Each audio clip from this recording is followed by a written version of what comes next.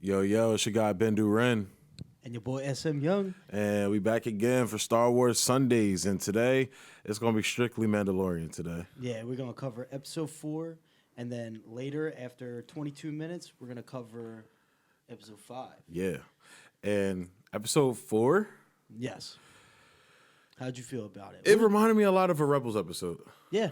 How what would you rate it? Out of 5. Out of 5 Out stars. of 5? Yes. Out of 5 stars, I would probably rate it 3. 3.3, 3, solid 3. Yeah, I'd give it a solid 3 as well. I would say 3.5, but it was just some of the acting wasn't. Gina Carano. Yeah, it wasn't hitting me. Well, even the lady that was at the cafe. Oh, yeah, in the beginning. tenant or whatever. Yeah, she- the waitress. yeah, I'll watch the kid. Yeah, thank you. Oh my God. It was like, bitch, did you just get finished acting school or did you not go yet? Yes. So, what kind of field did you get? If you could connect this to anything, what would you connect this to? Rebels. Rebels? What would you Rebels. connect? Felt like a Rebels episode. Oh yeah. Like- it definitely felt like, especially with the Loth cat in the beginning. Yeah, That definitely hit the head on the nail. that was so cool to see in the beginning. But then, even like, it definitely, even though Bryce Dallas Howard directed it, Yeah. and even though she directed it, it definitely felt like a Filoni. It felt like one of the, those little episodes he would do that a lot of people were complaining about. Like, it would have nothing to do really with the story. It was just like character. Yeah. But this one was a character development one though. Like Yeah. one of those character development episodes from like Clone Wars or Filoni. Like that didn't necessarily have anything to do with the overall story, Yeah. but it built on the character. Like this nigga almost settled down and Yeah. left the life. Well, that's what it's good. It's good that you got to see that, he had the options, It's something that, like, we all want. Like we all want to settle down at one point. Most of us do. You have a choice. Yeah, you have a choice, and he's basically being handed this choice. Like, hey, do you want to do this? He's literally getting handed pussy. Yeah. Like that homegirl was bad, bro. She was bad too. Yeah. I would definitely settle down. He was like, he- if I take this helmet off though, Yeah. you may not like what you see underneath. Yeah. I'm really a woman. Oh man. No, woman. Yeah. But nah, like the battle sequences were dope, minus the AT, whatever that shit is. Yeah. Like that shit, it looked kind of wonky a little bit, and Yeah. it's like they don't have the biggest budget, so I let it go. The action, They definitely should have been handed a lot more bigger budget because it's a Star Wars Yeah. theme. It's Star Wars. You're gonna have CGI, so you're gonna have to have a bigger budget than that if you really want to do it. and I know I should have on Gina Carano earlier, but when what she got hired for, she does best, man. She was kicking ass, dude. Oh yeah, Kicking ass. Even It was- that fight scene between her and the Mandalorian in the beginning, that was awesome. It reminded me of like when those spy films, whenever like recently the Black Widow trailer that came out when Oh, her and her yeah, sister yeah. fought. That's what it kind of reminded me of a little bit. It was like these two warriors, peak warriors, are going at each other, but they're really not going to kill each other. Like Yeah, and I really did like basically the aspect of her that she's a shock trooper from the rebellion. You don't get to see many different types like in like clone trooper style. You have your airborne troopers, all that, your ARF troopers.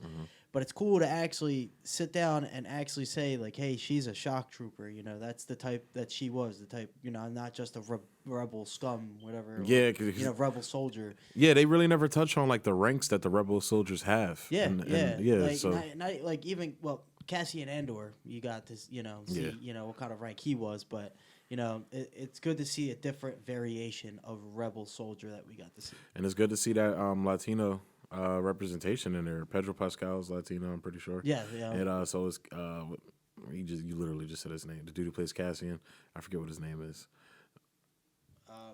I'm drawing a blank. I've drawn a blank on his name too. You drew a blank. I drew a blank with it. But but so like, what did you think though?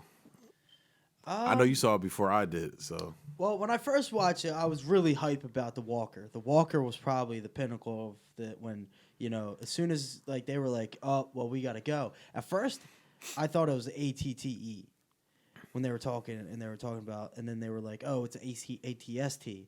I was like, oh, okay, that's not too bad. A couple of The Ewoks took that shit out. Yeah, took it out. So that's why I was like, why are you getting hype right now? Like, now, little teddy bears took it out. If it was an ATT, I would be like, yo, this just heated up like to like level 20. That's a different story. Yeah. But over and all, I liked it. I still have the same question though. What's that? Look, man, are we going to see any lightsabers, man? We're going to see any Force users? I want to see a lightsaber pop. I want to see the Mandalorian fight somebody with a lightsaber, man. Well, what if they brought on Luke Skywalker? Or what if Ahsoka Tano? I always talk about Ahsoka Tano. I don't know. I would like to see it. But I want to see him fight somebody. Like, I would like to see like a Sith user, or not Sith user, a dark side user. Yeah. Like, Kylo's too young at this place. He's not even born yet. Or yeah, he's born, but he's too young. Yeah, yeah. And Snoke, I don't really want to see Snoke, honestly. Like, I legitimately want to see like a badass, like somebody like Gina Carano, like a fighter or some shit, but just have him wear a mask, never show his face. Well, that's what it is. You know how I was talking about in the Obi-Wan show, they should definitely have like a Darth Krayt type character. Yeah. That would be cool if there was somebody like that going around and doing what Emperor Palpatine was doing, except using them as, not Inquisitors, but actual apprentices. Because Inquisitors got treated like crap, bro. Like, I mean, their teacher was Vader. Yeah, but Well, Vader got the short end of the stick, all right? And we don't talk about his height, but he got the short end. If he didn't have his robotic legs, he got the short end of the high ground. I had the high ground. But yeah, I would like to see what happens to Baby Yoda. And I don't want it to be I don't want them to constantly have Baby Yoda in the show, even though he's a big high selling point for basically toys. For toys. He's awesome. Product basically. I bet when Yoda plush toys comes out, everybody's gonna be like, "Oh, grab one." Mm-hmm. My mom even asked me to grab one. She's like, "Yo," because I told her, I was like, "Yo, you got to see Baby Yoda. He's pretty cute." She's like, "Is this him?" She's like, "We need one." Baby Yoda. Yeah. But like, I don't know, man. It's dope. Like, I don't know. Like, it's dope. It's so dope to see, like, Filoni's universe, like, live action, man. Oh yeah, I actually, I'm appreciating it a lot more. I'm appreciating it because we haven't really got a good Star Wars something since Rogue One. To me, Rogue One, and Rogue One kind of felt like a Filoni story a little bit. It did, yeah. The aspects of almost like the side story, because the side stories are now the juiciest details of. It felt like the ending of Rebels season 1. Yeah. Or 2. What was the one when Kanan? No, when Kanan got kidnapped. That's what Rogue One. That's the feel Rogue One gave me. That was season 1. Yeah. Because that's when the Inquisitor came out. Yeah. When they were trying to take over the telecommunications tower. Yeah. Yeah, that's the feeling Rogue One gave me, and that's honestly the feeling that Episode 3, like I told you, that's my favorite episode. Episode 3? That one reminded me the most, like, that was like the gunslinger. That was like the Western episode, like. Oh, yeah. Yeah, that was. I was like, wow, like, this is the cool shit I've been asking for Star Wars. Now, I just wish, like I said earlier, I'm all for story. I'm all for character development. Like, that's first and foremost. But give me some fucking action with lightsaber users, man. Yeah. That's why I want to see one in here. Like, well, that's what it is. At this time, it's either, I'm pretty sure Luke Skywalker is definitely looking around for other Force users to put in his Jedi Academy. You know who could play him too? Who? Sebastian Stan. He looks just like him. Really? Sebastian Stan looks just like him, bro. Let me look up a picture of him because I've never seen him before. You know who he is? No. Winter Soldier. Oh, yeah, what, bro? That's his. I mean, I said his real name. Yeah. Bucky. Yeah, his real name is now Bucky Barnes, right? Legally. But yeah, like, I would like, but it's like, to me, Luke isn't. I want to see like somebody like who's like a Maul, like a somebody who like a dark disciple kind of. Yeah, like, I want to see dope ass action sequences with lightsabers, man. We haven't seen that like ever. We've only seen it. We saw glimpses of it in what was the episode 1. In episode 1 of Phantom Menace, we saw glimpses of it with the Obi-Wan versus Maul. Yeah. But to me, the best action sequence action sequences with lightsabers was in the animated, the animated stuff.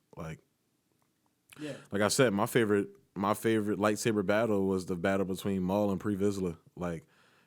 Lord, man, Jesus Christ, that fight was epic, bro. Yeah. And it's like we need that. So in Dark Disciples, the book, who died? Quinlan Voss, right? No, Asajj Ventress died Okay. in that. Well, why can't Quinlan Voss show up? He should. Because they have the actor still, that played in episode 1. Mm-hmm. He's Or they could recast because nobody really remembers him anyway. I remember him. Because you're a fucking dweeb. but yeah, man, like they're giving us some cool, dope action sequences that I feel like has been missing from Star Wars, like that Marvel has. Like I want to give me a fucking Daredevil hallway fight scene in The Mandalorian. Oh, dude, that would be awesome. I want. You know what? I want almost like a John Wick sequence. Yeah. Oh. Yeah. Ooh. Like kind of almost. I thought that's where they were gonna go with the whole, him going through the Empire's little holdout. And I know they can't go too rated R, man, but just give me some blood spatter. Like one day he just shoots somebody and the blood splashes on his helmet. And I know they can't, but it's like. What are you talking about? They can. It happened to Finn. Why can't it happen to Mandalorian? Yeah.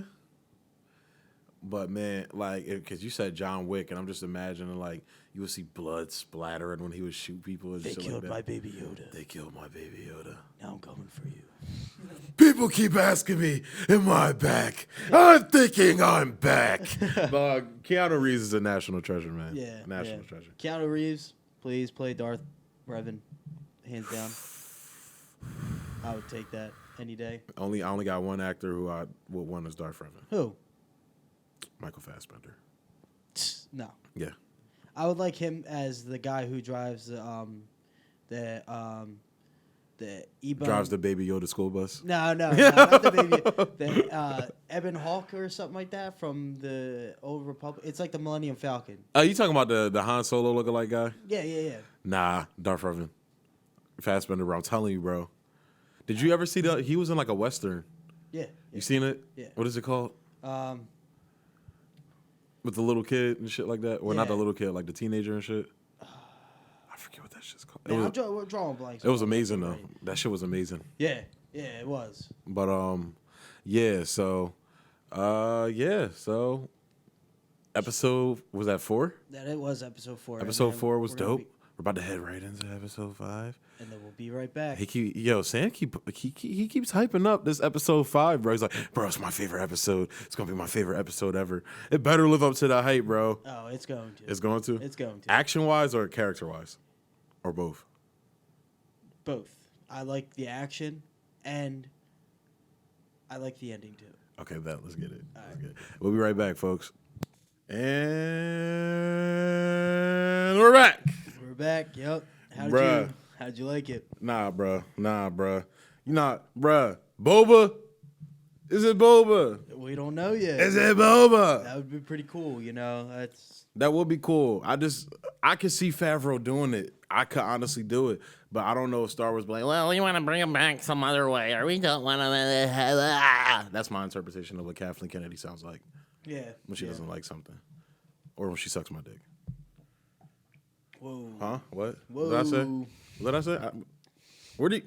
Ew, Sam, you're disgusting. You would fuck Kathleen Kennedy? You're disgusting. Definitely not. That's a solid negative, Ghost Rider. You just gotta fuck the elderly sometimes. But, yeah. So give it a rundown. How'd you feel about it? Bro, that's my favorite episode. Why? It reminded me so much of The Good, the Bad, and the Ugly. We'll explain.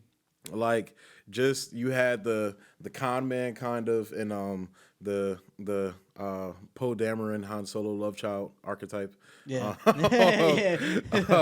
You had the two badasses in The Mandalorian and Ming-Na Wen's character. Yeah. And dog, I didn't know that was her. I was like, oh, that's May. That's May from Agents of S.H.I.E.L.D. Yep. So yeah, dog, she was a badass, man. That's what I'm talking about, yo. Star Wars, although, we didn't get a lot of Gina Carano. I hope we get her later on in the season. Yeah. David, this is the strong female characters we want to see, the badass female characters we want to see. Yeah, not the ones that are overpowered, but at the same time is like the ones that where you feel like bro, like she's about to kill them. Like, Bruh, I thought the dude that was. I thought he was about to uncover. Oh yeah, yeah. And then he finessed. I was like, oh, so he's a finesser. He was Yeah. like, okay, I'll let you. Not. Boom. Straight Cassian Andor that bitch. Hashtag spoiler. Bruh. Hashtag spoilers. Holy fuck knuckles, man. That episode was fucking amazing, dude. Like, Yeah. I'm sitting here like, I'm like, all right, what can they do that's gonna blow my mind? Tatooine. Yeah. Then I'm like, all right, what can they do next? Oh my god, this motherfucker sitting in the same spot Han was. You told me that during I was like, oh shit, when he shot Greedo, man. Like, bro, what if there was still like a blaster mark on the wall? that would be funny as shit, bro. Greedo A little sign in the back, Greedo. Han shot first. Greedo was here. Greedo was here, and then like on the other side, Greedo died here. Yeah. But yeah, man, like it gave me the feels. It gave me that gritty dirtiness that is Mos Eisley. Yeah. And dude, just the gunslinger was a proper name for it, man. Oh yeah, and that's what it is. Like you were like, yo, I like the gunslinger feel of. I think it was the third episode. Yeah, the third one. Yeah. But then this came out, and you're like, it's called the gunslinger. That gave me the third episode was more like if we're talking westerns, 310 to Yuma, the remake with Christian Bale. Yeah. That's what that reminded me of, just how he was like walking through the town, just swinging the gun, pew, pew, pew. Yeah. Like that's what it reminded me of so much. And it's like, I don't know if you remember that movie, dude. This character reminds me of Russell Crowe's character from that movie so much. Yeah. He's not like he doesn't talk as much. Like Russell, that character was just he was dope. But the Mandalorian gives me vibes of him a lot. Like it has been a while since I watched 310 to Yuma. Russell Crowe bodied that, man. Yeah, dude. Well, James Mangold too. You have to body a movie that's a remake. Did they get James Mangold to come in and direct any episodes? Probably not, because I didn't hear about it. Yeah, no, I didn't hear about that. Because, dude, man, James Mangold, I would love to see him do a Western Star Wars film. Yeah. Like, if he was to honestly take over the Josh Trank Boba Fett movie, I would like it. I feel like he would do right by it. Oh, yeah.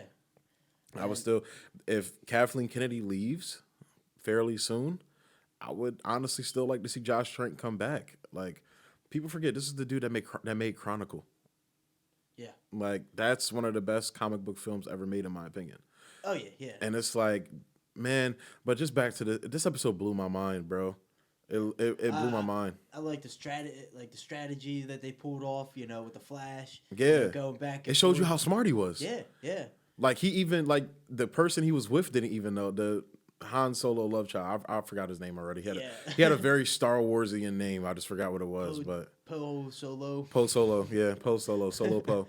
But, yeah, man, like, oh, my God. This is the most Western episode they've had. Yeah, and plus the setting just makes it even more because it's Tatooine's like basically like the West America, and I like it because it's as we were talking about before in earlier episodes, is that we weren't getting the names of any of these planets, and it's also that we're getting that now finally, thank God. I mean, it's like it's not like how they used to, like they would let you. In the movie. In the movies, they would name drop at least the names of the planets. Like the first two episodes, we didn't hear about anything about the planet. Yeah. The only planet that we knew was where the guild was. Well, we finally got a planet that we know, but also gave us the name. They gave us the name. Even though in that fourth episode they did as well. They gave us, that was the first episode. They were like, "Yeah, we're gonna." I thought it was Jakku at first. I was about to say, "Is that Jakku?" Yeah. And I was like, "Oh no, it's not." But or Tatooine 2, that's what it should be called. Tatooine 2. But yeah, man, they even name dropped Beggar's Canyon. Yeah, dog. Like, oh my god. And Homegirl was probably around for maybe the tail end of Anakin. Maybe she was around when he killed the Tusken Raiders. Yeah. Well, if she was there for when the Hutts, because a lot of the Hutts were killed off by Darth Maul. Yeah. Especially when he was doing the stuff with Death Watch. Yeah. So, if she was doing work with the Hutts, most likely she was possibly, around during the Clone Wars, at the end of the Clone Wars, and then worked her way through. I wonder if there's any Hutts left.